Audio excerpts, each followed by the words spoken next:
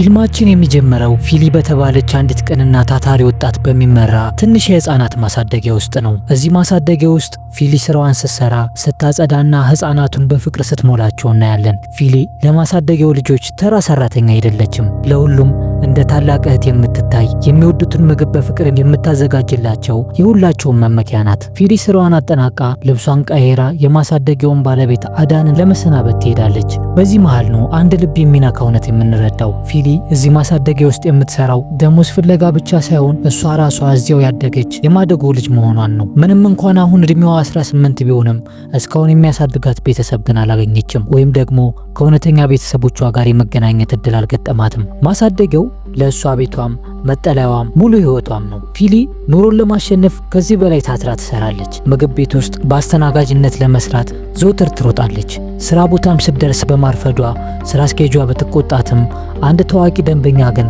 በጉጉት እየጠበቃት እንደሆነ ትነግራታለች። እሱም ባለሀብቱና በአገሪቱ ታዋቂ ጠበቃ የሆነው ዮሐን ነበር። ዮሐን በጣም ደግና የተከበረ ሰው ሲሆን በምግብ ቤት ውስጥ ፊሊ ብቻ እንድታስተናግደው ነው የሚፈልገው። ዮሐን ለአንድ ትልቅ የፍርድ ቤት ጉዳይ ምስክር ሊያገኝ እንደመጣ ይነግራታል። ፊሊም በደግነት ባህሪዋ ዮሐን በጣም ትሁት ስለሆነ በነፃነት ነበር የምታዋራው። ልብሱ ተዛንፎም ከመጣ እንዲያስተካክል ትረዳዋለች። ፊሊ በጨዋታዋ መሃል ቤት ውስጥ የሚረዳው ሰው የለም፣ ለምሳሌ ባለቤቱ የሉ ስትል ትጠይቋለች። ዮሐንም ፊቱ በሐዘን ተለውጦ ባለቤቱ እንደሞተችና ከአራት ወንድ ልጆቹ ጋር ብቻውን እንደሚኖር በቁጭት ይነግራታል። ፊሊም ዮሐንን ያስቀየመችው መስሏት ይቅርታ ጠይቃ የታዘዘችውን ለማምጣት ትሄዳለች። ነገር ግን በዚህ መሃል ሌላ አሳዛኝ ነገር ይደርሳታል። ለነጻ የትምህርት እድል ካመለከተችበት ትምህርት ቤት ማመልከቻዋን እንዳልተቀበሉት መልእክት ይልኩላታል።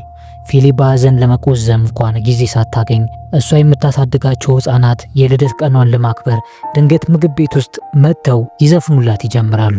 የፊሊ ደግነት ሁሉንም ሰው አስደስቶ ሁሉም በአንድ ላይ ቢያከብሩም ፊሊ ግን በስራ ቦታ ላይ እንዲህ አይነት ግርግር መፈጠሩ ስላልተመቻት ልጆቹን ቀስ አድርጋ መምከር ትጀምራለች። ንግግሯን ሳትጨርስ ግን ስራ አስኪያጇ ክፉኛ ጌጮች መጣችና እነዚህ ህፃናት ቦታውን አተራመሱት በማለት ልጆቹን እንድታስወጣና ቅጣቷንም እንደምትቀበል ፊሊን ትነግራታለች። በዚህ መሃልም ጠባቃው ዮሐን ጣልቃ ይገባና ለፊሊ መልካም ልደት ካላት በኋላ ወደ ስራ አስኪያጇ ዞር ብሎ እንዴት በልደት ቀኗ ላይ ትጮህባታለች በማለት በቁጣ ይገስጻታል። ስራ አስኪያጇም የዮሐንን ማንነት ስለምታውቅ ደንግጣ ይቅርታ እኔ እኮ እየቀለድኩ ነው በማለት ወዲያውን ታስመስላለች። እናም በዚያው ምሽት ጠበቃው ዮሐን ፊሊንና ልጆቹን ወደሚያድሩበት ማሳደጊያ ቤታቸው ሲያደርሳቸው ፊሊ ራሷ የማደጎ ልጅ መሆኗን ተረዳ። በማግስቱ ግን የፊሊ እድል በድንገት ነበር የተለወጠው። የትምህርት ቤት ያመለከተችበት ጥያቄዋ ተቀባይነት አግኝቶ በጣም ዝነኛ ወደሆነ የሀብታሞች ትምህርት ቤት እንደምትገባ የምስራች ደረሳት። የልጅነት ጓደኛዋ ክሎይም እዛው መመዝገቧን ስታውቅ ፊቷ በደስታ በራ። በትምህርት ቤቱ የመጀመሪያ ቀን ግን ነገሮች እንደጠበቀችው ሰላማዊ አልነበሩም። በአንድ መኪና በኃይለኛ እየነዳ መጥቶ ይስታትና ሄዶ ይቆማል። የዚህ መኪና አሽከርካሪ ራጃ የተባለ ወጣት ሲሆን ከሶስት ወንድሞቹ ጋር ነበር። ከዛም የትምህርት ቤቱ ተማሪዎች ተወካይ የሆነ ውሃ ራጃ መኪናውን ያቆመበት ቦታ ትክክለኛ ስላልሆነ መኪናውን እንዲያነሳ ቢያዘውም ራጃ ግን በቁጣ ዳግመኛ እንደዚህ እንዳታናገረኝ በማለት ይዝትበታል። ፊሊ ግን ይህን ትዕቢት ዝም ብላ ማየት አልቻለችም።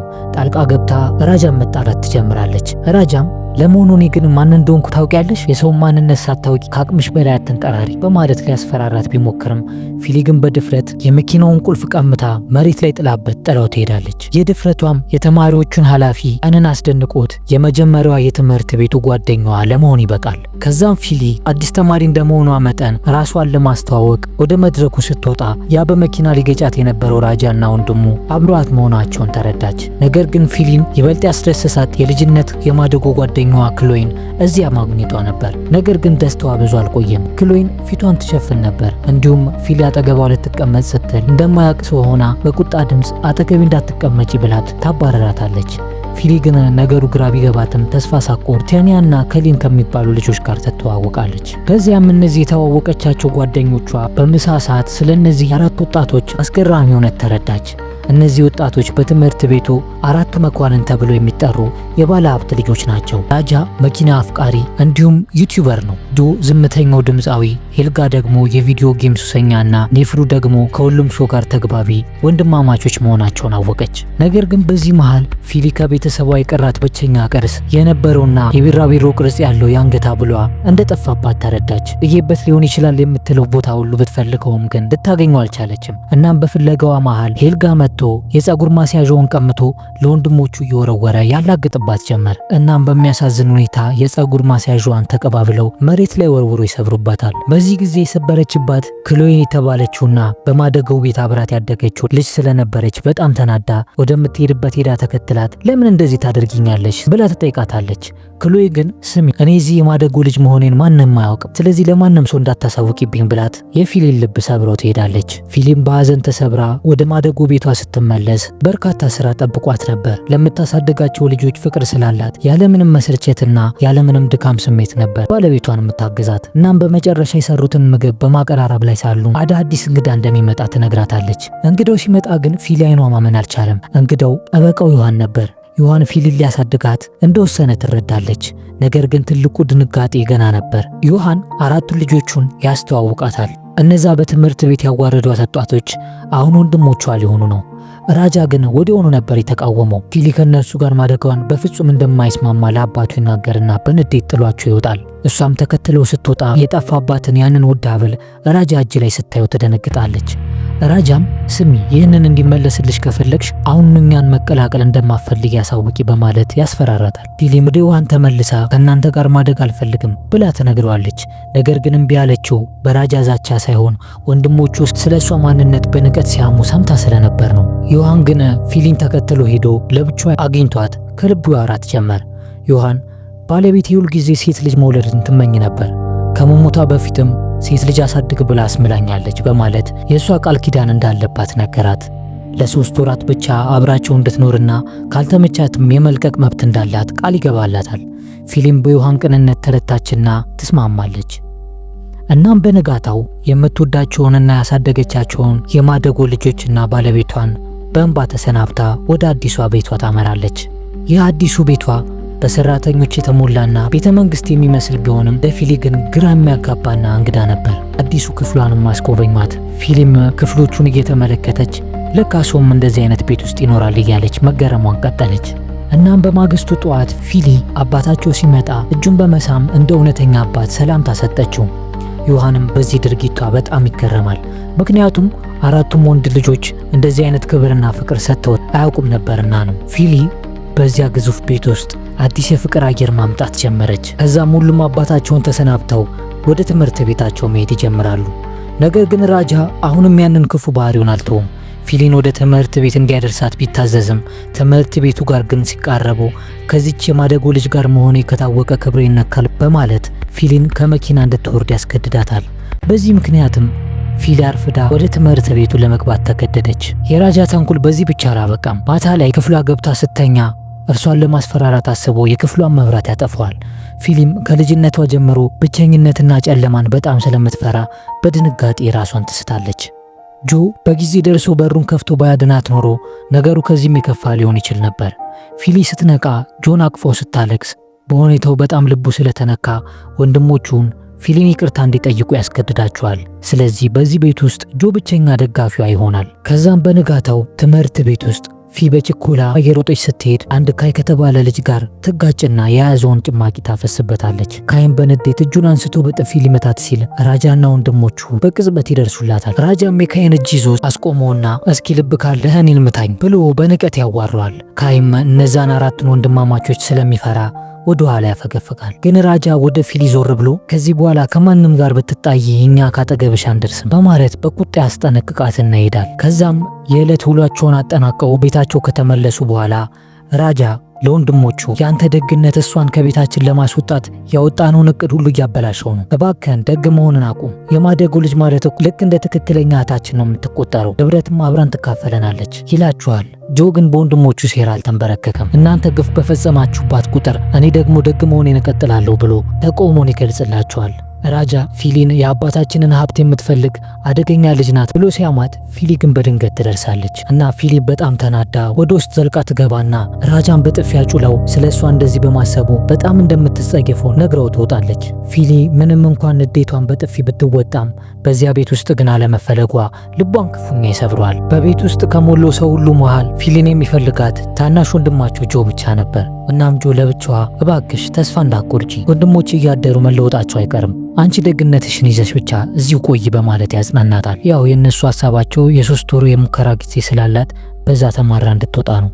ነገር ግን ጆ እሷን ስለሚወዳትና ስለሚቀርባት ያንን 3 ወር በጽናት እንድታልፈው ተስፋ እየሰጣት ነበር። በጆ ደግነት የተነሳም ፊሊ ለእሱ ልዩ ፍቅር ስሜት ማሳደር ትጀምራለች። በማግስቱም ፊሊ ለማደጎ ልጆች ታዘጋጅ የነበረችውን ጣፋጭ ምግብ ለቤተሰቡ ታቀርባለች። መንታዎቹና ጆ በጣም ቢደነቁም ራጃ ግን ትዕቢቱ ጥር አድርጎት ስለነበር ለመቅመስ እንኳን አልደፈረም። ኩራት ራት አይሆንም ሲባል አልሰማም መሰል።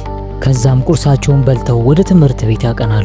ራጃ የቤት ስራውን አልሰራም ነበር። እናም የፊሊን ደብተር ወስዶ ለመገልበጥ ሲታገላት ፊሊም ደብተሬን አልሰጥም እያለች ሲጨቃጨቁ ይህን ትዕይንት ከሩቅ ጓደኛዋ ክሎይ እያየች በቅናት ትቃጠላለች። ምክንያቱም ክሎይ ራጃን በጣም ተወዶ ስለነበር ነው። ክሎይ መታጠቢያ ቤት ውስጥ ፊሊን ስታገኛት ስሚ አንቺ የማደጎ ልጅ ነሽ፣ ለራጃ መቼም አትመጥኝም፣ ከዚህ በኋላ እሷ አጠገብ ብትርቂ ሁላ ደስ ይለኛል ብላ የፊሊን ልብ ለሁለተኛ ጊዜ ትሰብረዋለች። ከቀናት በኋላ ፊሊ ኔፍር የተባለ ወንድማቸው ምግብ ቤት ውስጥ ለብቻው ሲያበስል ታገኘዋለች። እንደ ልማዷን በደግነት ተነሳስታ አብሮ መስራት ትጀምራለች። በዚያው ቀን ምሽት የታዋቂ ጠበቃ የዋን ልደት ነበር። ቤተሰቡ በሙሉ ተሰብስቦ ፊሊና ኔፍር ያዘጋጁትን ጣፋጭ ምግብ ያቀርቡና እያጣጣሙ ሳለ አንድ ያልታሰበ ነገር ተከሰተ። በምግቡ ውስጥ አሳ ተቀላቅሎ ነበር።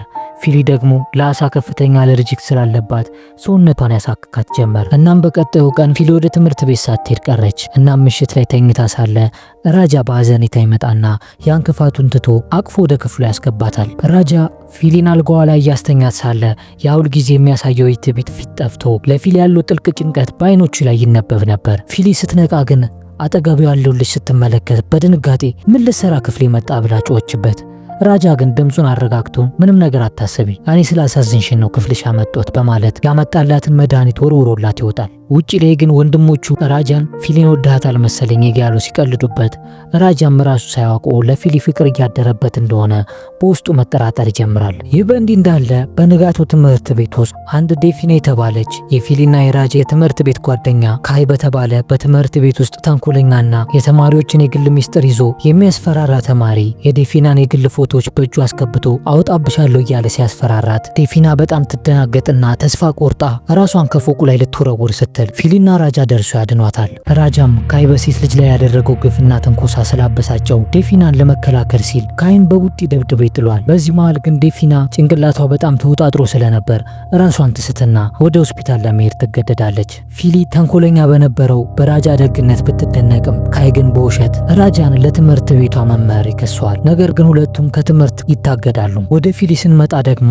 ዴፊናን ሰላም መሆን አለመሆኗን ለመጠየቅ ወደ ሆስፒታል ስትሄድ ተንኮለኛው ካይ ዴፊናን ሆስፒታል ድረስ ሄዶ የምነግርሽን ነገር ሁሉ ካላረግሽና ለኔ ካልመሰከርሽ በእጆች ያሉትን ሁሉንም ቪዲዮዎችና ፎቶዎች ልቅብሻለሁ ሲል ያስፈራራታል። በዚህ ጊዜ ግን ፊሊ የተናገረውን ነገር ሁሉ በስልኳ በመቅረጽ ማንም ሳይሰማት ከክፍሉ ትወጣለች። ከዛም በነጋታው ሁለቱም ተማሪዎች ይጠሩና ስለተፈጠረው ክስተት እንዲናገሩ ይገደዳሉ። ራጃም ካይ ሴት ተማሪዎችን ስለሚያስገድድና ስለሚጫወትባቸው በጣም እንደሚናደድና ለነሱ ለመከላከል ሲል እንደተጣላ ይናገራል። ካይ ግን ምንም የማያውቅና እሱ መጥቶ እንደመታው ለማሳወቅ ሲሞክር ፊሊ ትመጣና የነበረውን ክስተት ሁሉ ተናግራ ካይ ዴፊናን ሲያስፈራራት የነበረውን የስልክ ድምጽም ታሰማቸዋለች። እና በዚህ መልካም ድርጊቷ ምንም እንኳን ራጃ እሷ ላይ ክፉ ሆኖ ከቤቱ ለማስወጣት ቢጣጣርም እርሱን ከትምህርት ቤት እንዳይታገድ ነጻ ታውጣዋለች። ካይ በማስረጃ ተሸንፎ ቅጣቱን ሲቀበል ራጃ ፊሊ ያደረገችለት ደግነት በጣም ተደስቶ ጭማቂ ጋብዟት በመኪናው ሲያዝናናት ዋለ። ራጃን በጣም የምትወደው ክሎይ በቅናት እሳት እየነደደች አደገኛ ወጥመድ ለፊሊ ታዘጋጅላት ጀመር። በነጋታው የትምህርት ቤቱ የሽርሽር ጉዞ ነበር። ራጃ ለፊሊ ያለውን ስሜት መደበቅ አልቻለም። በመኪናው ውስጥ ፊሊ አጠገብ የተቀመጠውን አስነስቶ ራሱ ይቀመጣል። እናም በጉብኝታቸው ሰዓት ላይ ራሱ አይኑ ከሷ ላይ አልተነቀለም። ፊሊ ግን አሁንም ልቧ ያለው ጆ ጋር ነበር። ምክንያቱም ደግነት የሚያሳያትና የሚንከባከባት ጆ ነበር። ጓደኞቿ ስለ ጆ ፍቅር ይዞሻል ብሎ ቢቀልዱባትም እሷ ግን እናንተ የምትሉት ልክ ሳይሆን አይቀርም፣ እኔ ራጃን መቼም አልወደውም ስትል ቁርጡን ነገረቻቸው። በዚህ መሃል ነበር ክሎይ አደገኛ የተንኮል ወጥመዷን የጀመረችው። ከዛም በሚስጥር ወደ ጆ ዘንድ ሄደች። ጆን ፊሊ ላንተ ትልቅ ክብር አላት፣ ነገር ግን አንዳንድ ተማሪዎች እሷ አጥብቃ እንደምትወድ እያወሩ ስሟን እያጠፉት ነው። ፊሊ እህት መሆን ነው የምትፈልገው፣ ነገር ግን ሰዎች በወሬ እያሰቃዩት ነው። ስለዚህ ዛሬ መታ እወድሃለሁ ብትል እንኳን ወሬውን ለማቆም ብላ እንጂ በእውነት ስሜት ኖሯት አይደለም። አንተ ግን እንደ ወንድምነትህ ነገሩን አቅልለው እንደ እህት ነው ማይሽ ብለህ ብትመልስላት ለሷ ትልቅ ውለታ ነው ትለዋለች። ጆም የዋ ስለነበር የክሎይ ንግግር አመነ። ከዛም ተንኮለኛዋ ክሎይ ወደ ፊሊ ክፍል በመሄድ እስካሁን ላደረሰችባት በደል ሁሉ ተንበርክካ ይቅርታ ጠየቀቻትና እርሷ የማደጎ ልጅ መሆኗ ከታወቀ ህይወቷ የሚበላሽ መስሏት ፈርታ እንደነበርና እንደ ፊሊ አይነት ድፍረት እንዳልነበራት ትነግራታለች። ፊሊም እንደ እህት እንደምትወዳት ትገልጽላትና ወዲያውኑ ይቅር ትላታለች። ይቅር ከተባባሉ በኋላ ግን ምንም ሳይጫወቱ ክሎይ ወሬውን በፍጥነት ወደ ጆ በመቀየር እንዲህ አለቻት። ጆን በእውነት እንደምትወጁ ያስታውቃል። እሱን ስታዩ አይኖችሽ ይናገራሉ። ፊሊ ለጆ ስሜት እንዳላት ብታምንም እምቢ ይለኛል በሚል ፍርሃት ልትነግረው እንደማትችል ገልጻለች። ክሎይ ግን እንደኔ ፈሪ አትሁኚ፣ ድፍረት ይኖርሽ፣ ስሜትሽን ንገሪው። አንድ ሰው ስሜቱን ሳይገልጽ ቢቀር እኮ እድሜ ልኩን ነው በጸጸት የሚኖረው ብላ ታደፋፍራታለች። ክሎይ ይህንን የምታደርገው የእሷ ህይወት እንዲበጠበጥና ያላትን ግንኙነት ለማፍረስ ነበር። እናም ለፊሊ ስትመክራት ራጃም እንደሚወዳት ግልጽ እንደሆነ ነገረቻት።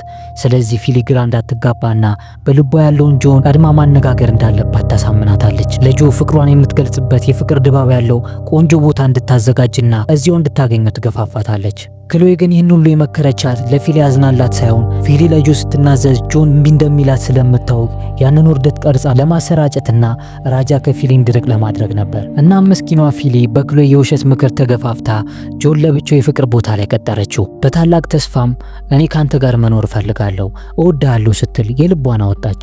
ነገር ግን የጆ መልስ እንደበረዶ ቀዝቃዛ ነበር። ይቅርታ አድርጊልኝ፣ እኔ እንደ እህቴ ነው የማይሻላት። የፊሊ ልብም በአንድ ቅጽበት ተሰበረ። በከፍተኛ ስቃይ ያለቀሰችም ካጠገቡ ትሄዳለች። ይህ ሁሉ ሲፈጠር ክሎይ ይህንን ትዕይንት ከሩቅ ሆና ትቀርጽ ነበር። ይህ ሁሉ የእሷ የበቀል እቅድ ነበር። ፊሊቱ ዋርዳ ለማየት የፈለገችው ክሎይ ቪዲዮን በትምህርት ቤቱ የቡድን መልእክት መላላኪያ ላይ ትበትነዋለች። መላው የትምህርት ቤት አባላትም በፊሊ ውርደት ሲሳለቅ፣ ራጃ ግን ቪዲዮን ሲያይ ንዴቱ ከአቅሙ በላይ ሆነ። እናም ወዲያው ራጃን ፊሊን በፍለጋ ጫካ ውስጥ ሲሄድ ብቻዋን ስትንሰቀሰቅ አገኛት።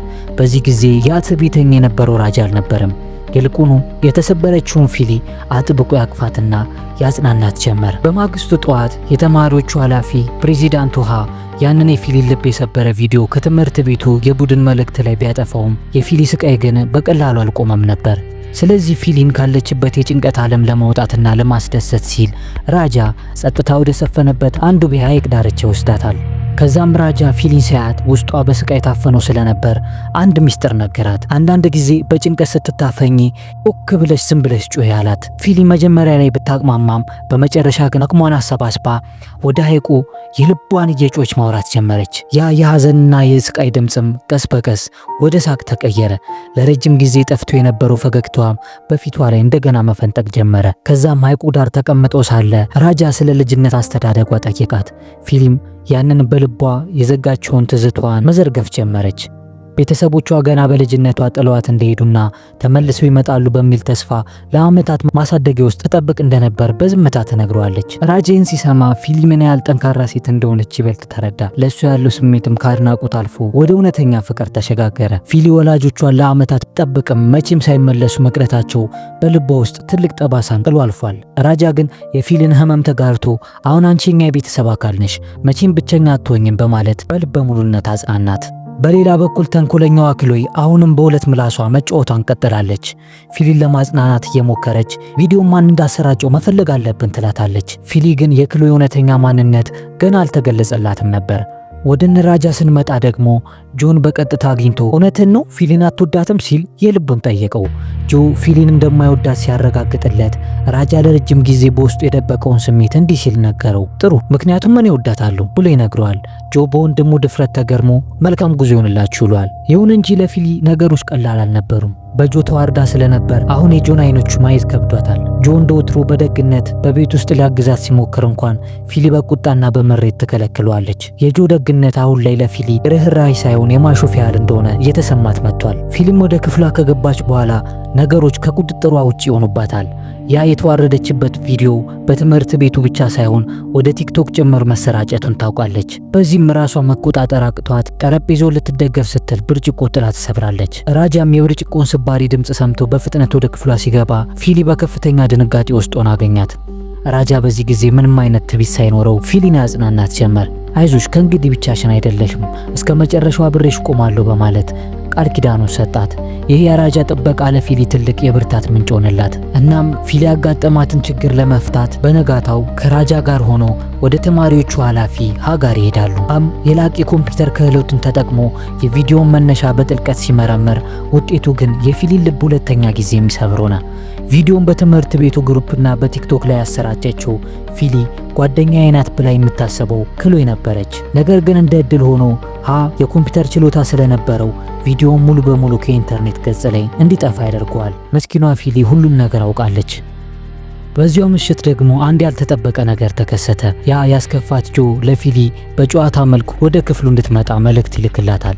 ፊሊም ክፍሉ ስትደርስ የጠበቃት ግን አስገራሚ ነገር ነበር። ይልቁኑ ጆ ለእሱ የጻፈውን ግጥም ይዘፍንላት ጀመር። በዘፈኑ ግጥም ውስጥ ፊሊ ደስተኛ እንድትሆን ማንኛውንም ችግር ለማለፍ ብርታትን እንዳላትና እርሷ ድንቅ ሴት መሆኗን ለስለስ ባለ ቋንቋ ይነግራታል። ከዛም ጆ ስሜቷን ጎድቶት ከሆነ እንደገና በቅንነት ይቅርታ ጠይቆ ሁልጊዜም እንደ እህቱ እንደሚወዳትና የቅርብ ጓደኛው ሆና እንድትቀጥል እንደሚፈልግ ይገልጽላታል። ፊሊም የዋህ ነበረችና የጆን ንጹህ ልብ ተረድታ በፈገግታ ይቅር ትለዋለች። በማግስቱ ደግሞ በትምህርት ቤቱ ቅጥር ግቢ ውስጥ የተማሪዎቹ ኃላፊ ክሎይን ለብቻው አግኝቷት ያላትን ማስረጃ ሁሉ ይዘረግፍባትና ቪዲዮውን ያሰራጨችው እሷ መሆኗን ስላረጋገጠ አሁኑኑ ሄዳ ለርዕሰ መምህሯ ካልተናዘዘች ጉዳዩን ወደ ፖሊስ ወስዶ እስር ቤት እንደሚያስገባት አጥብቆ ይነግራታል። ክሎይን መሸሻና አማራጭ ስለሌላት ክፉኛ ትደነግጣለች። ክሎይ ግን ከዚህ የከፋ ነገር ነበር ያጋጠማት። ለርዕሰ መምህሯ ሄዳ ጥፋቷን ከመናዘዝ ባለፈ ፊሊን በኢንተርኔት አማካኝነት በሚሊዮኖች ፊት እንዳዋረደቻት ሁሉም አሁን ደግሞ በቪዲዮ ቀርባ ለሰራችው ግፍ በይፋ ይቅርታ እንድትጠይቅ ተደረገ። እናም የፊሊ ተንኮል በገዛ እጇ ላይ ተመለሰ። ክሎይ ስሟ በትምህርት ቤቱ ቢጠፋም በውስጡ ያለው በቀል ግን አልበረደም። ይልቁኑ ይበልጥ አደገኛ ወደሆነ እርምጃ ነበር የገባችው። ወደ ማሳደጊያ ኃላፊው አዳ ጋር ትሄድና ስለ ፊሊ ያለፈ ታሪክ መረጃዎችን ትጠይቃለች። ከዚያም በድብቅ ወደነ ፊሊ ቤት ትሄድና ፊሊ ከወንድሞቿ ጋር ያለችበትን ፎቶ አንስታ አስከፊ ወሬን ታሰራጫለች። ፊሊ ጠበቃው ዮሐን በድብቅ የወለዳት ዲቃላ ልጅ ናት የሚል የሐሰት መርዶ በትምህርት ቤቱና በከተማ ውስጥ ትነዛለች። ይህ ወሬ የአራቱን ወንድማማቾች ቤት በከባድ ሐዘን መታው። ራጃ ለፊሊ የነበረው ፍቅር በአንድ አፍታ ወደ ጥርጣሬና ንዴት ይለወጣል። ራጃ የእውነት ከሆነ መቼም ይቅር አልልሽም ሲል ፊሊ ላይ ይጮህባታል። ሌሎችም ወንድማማቾች አባታቸው ለምን እሷን ለማሳደግ እንደቸኮለ መጠራጠር ይጀምራሉ። ከዛም ፊሊ በገዛ ቤቷ ውስጥ እንደ ባዕድና እንደ ጠላት ስትታይ የነበራት ብቸኛ ተስፋ ተሟጠጠ። እናም እናንተ ማመኔ ስህተት ነበር ብላ በሐዘን ተሰብራ ሻንጧን ጠቅልላ ወደ ነበረችበት ማሳደጊያዋ ትመለሳለች። አባትየው ዮሐን ይህንን ወሬ ሲሰማ ንዴቱ ከአቅሙ በላይ ሆነ። አራቱንም ልጆቹን ጠርቶ በቁጣ እኔ ልጅ ብትሆን ኖሮ እናታችሁ እንደሞተች ነበር ወደ ማሳደጋት እንጂ እነዚህን ሁሉ ዓመታት ማሳደጊያው ውስጥ እንድትሰቃይ አልፈቅድም ነበር ሲል እውነቱን ነገራቸው። ዮሐን ለባለቤቱ የገባውን ቃልና ለፊሊ ያለውን ንጹህ አባታዊ ፍቅር ሲገልጽላቸው ወንድማማቾቹ ባደረጉት ጥርጣሬና ፊሊን በማስከፋታቸው ታላቅ ጸጸት ውስጥ ይወድቃሉ። ክሎይ በፊሊ ላይ በነበራት ቅናት የጠበቃው ዮሐን ከትዳር ውጪ የወለዳት ልጁ ናት የሚል የሐሰት ወሬ በሀገሪቱ ዜናዎች ታሰራጨዋለች። የዜና ግን ያላሰበችውን ሌላ አደገኛ በር ከፈተ። የፊሊ አጎት የሆነና በጣም ወንጀለኛ የሆነ ጨካኝ ሰው ዜናውን ሲመለከት ፊሊ ያለችበትን የሀብታም ቤተሰብ ገንዘብ ለመበዝበዝ በማቀድ እኔ ፊሊ አባት ነኝ ብሎ ወደ ማሳደጊያው ጣቢያው ይመጣል። የማሳደጊያ ባለቤቱ አዳና ፊሊም ባለማወቅ በደስታ ይቀበሉታል። ሰውየው እውነት እንዲኖራቸውም ለማድረግ ፊሊ ሕፃን እያለች የተነሳቸውን ፎቶና የእናቷን ምስሎች ይዞ ቀረበ። እናቷ በጠና ታማ ስለነበር ያኔ እኔ ደግሞ እሷን ለማሳደግ አቅም ስላልነበረኝ ለዚያ ነበር ወደ ማሳደጊያ ያስገባኋት የሚል አሳዛኝ ድራማ ነገራቸው። ለዓመታትም የቤተሰብ ፍቅር የናፈቃት ፊሊ በፎቶዎቹና በታሪኩ ተታላ እውነተኛ አባቷ እንደሆነ በቀላሉ አመነች። ካለችበት ስቃይ ለመገላገልም አብረው ለመሄድ ተወስናለች። ከዛም በማግስቱ ፊሊ ከአባቷ ጋር ለመሄድ ተወስንና ራጃን አግኝታ በእነሱ እንዳልተናደደች ትነግራቸዋለች።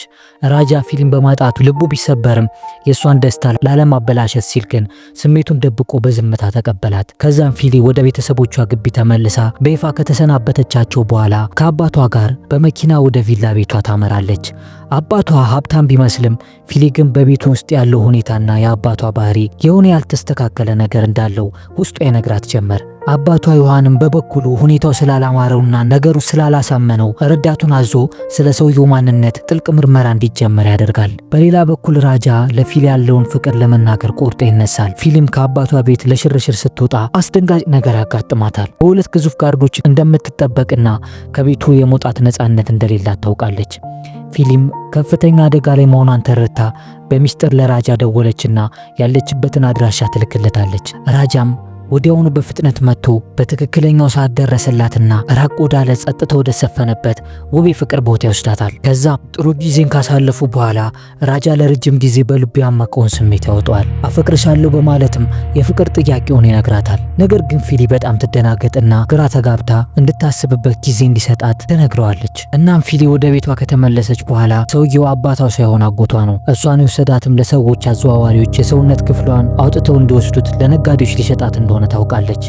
ፊሊም ይህንን ሰምታ ደንግጣ ልታመልጥ ስትሞክር ትያዛለች። ዮሐንም ሰውየውን ወንጀለኛ መሆኑን አውቆ ለራጃ ይነግረዋል። ራጃ ፊሊን ለማዳን ብቻውን ቢሄድም በአደገኛ ሁኔታ ተመቶ ተይዞ ከሷ አጠገብ ይታሰራል። ነገር ግን ሶስት ወንድማማቾች በጊዜ ደርሱላቸውና ጠባቂዎቹን ደብድበው ራጃንና ፊሊን ያድኗቸዋል። ከዛም በመጨረሻ ፊሊ እንደገና ወደ ዮሐን ቤት ትመለስና አጎቷን በፖሊስ ይያዛል። በትምህርት ቤት ውስጥም አራቱ ኃያላን ተብሎ የሚጠሩት ወንድማማቾች የፊሊ ግል ጠባቂዎች ሆኑ። ራጃ እጇን በትከሻዋ ላይ ሲያደርግ ክሎይ በቅናት ትቃጠላለች። በመጨረሻም አንድ ምሽት ላይ ፊሊ ለራጃ እንዲህ ስትል እውነቱን ነገረችው። ራጃ እኔም አፈቅርሃለሁ ትለውና የፍቅር ጥያቄውን ተቀብለው ሁለቱም ፍቅረኛሞች ይሆናሉ። ጆና መንታዎቹም እንደለመደባቸው መጥተው ሲስቁ ፊሊ እውነተኛ ወላጆቿን አሁንም ድረስ በተስፋ እንደምትጠባበቅ ነግራቸው እርሷን የማሳደግ ሂደቱ እንዲቆም ትነግራቸዋለች። ራጃንም እኔ እናንተ እኮ ከመወለዳችን በፊት አስቀድመን ቤተሰብ ሆነናል ብለው ተቃቀፉ። ነገር ግን ከተቃቀፉ በኋላ ሁሉም ወደ ቤት ሲመለሱ ፊሊ አንድ አስደንጋጭ ነገር አየች። አጎቷ ሊሸጣት አቅዶ ከነበረችው ሚስጥራዊ ሴት ጋር ከዮሐን ጋር አብሮ ተቀምጦ ሲያወሩ ታገኘዋለች። ይቺ ሴት ማናት? ከፊሊስ ምን ትፈልጋለች? ይህ ለሁለተኛው የፊልሙ ምዕራፍ የተተወ ጥያቄ ነው። ይህ ኢትዮ ፊልም ስኪዮጊ ጋር ነው። እነዚህን የመሳሰሉ ምርጥ ፊልሞችን ወደ እናንተ ለማቅረብ ፊልሙን ከማየት ጀምሮ የትረካ ጽሑፍ ጽፎ ኤዲት አድርጎ ወደ እናንተ ለማድረስ የቀናት ጊዜያትን ይፈጅብናል። እናንተ ግን ላይክ እና ሰብስክራይብ ለማድረግ ሀሳባችሁንም ኮሜንት ላይ ለመጻፍ ሰከንዶች ብቻ ነው የሚፈጅባችሁ። የምንሰራቸው ስራዎች ከተመቿችሁ ላይክ፣ ሼር፣ ሰብስክራይብ በማድረግ ሁሌም አብረን እንሆን። ስለተመለከቱን ከልብ እናመሰግናለን። ይህ ኢትዮ ፊልም ስኪዮጊ ጋር የተሰኘው ቻናላችን ሁሌም ማክሰኞ፣ ሐሙስና ቅዳሜ ከምሽቱ 1 ሰዓት ላይ ሁሌም እንደዚህ አይነት ምርጥ ፊልሞችን ወደ እናንተ ያደርሳል። እናንተም ሰብስክራይብ በማድረግ ቤተሰብ ይሁኑ። ምክንያቱም ሰብስክራይብ ካረጉን ሁሌም አብረን ነን።